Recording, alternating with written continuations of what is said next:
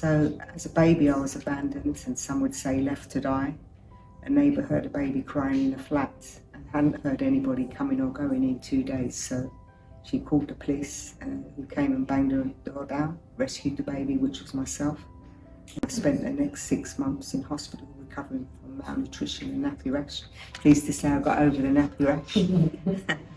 And within that 6 months, Hackney Borough Council then made me a ward of court, of which then I spent the next 14 years of my life in children's homes.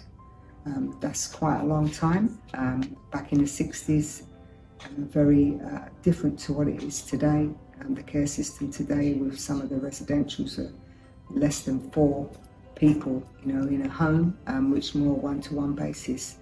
But back then we had 25 children, and it was run by a matron, and we'd have young 16-year-olds that would come in and help the children get up and bath and dress them.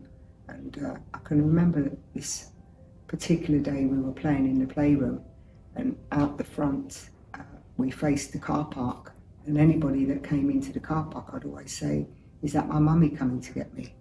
And I think this is true of a lot of young children in the care system.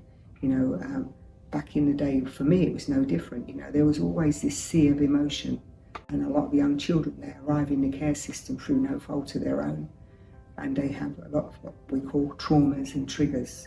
And the hardest thing, I think, for young children when they're in the care system is to be able to process why and what is happening to them. And so they get stuck in their mind, and it's a very dark place to be, and we're all guilty of that, in terms of when we have trauma.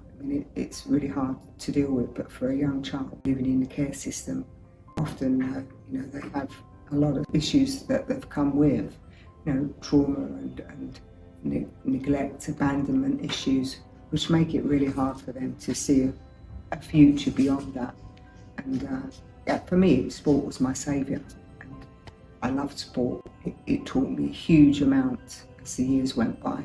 Life skills are really important for our young people, to equip them well so that they can stand on their feet and be independent and try to break the cycle.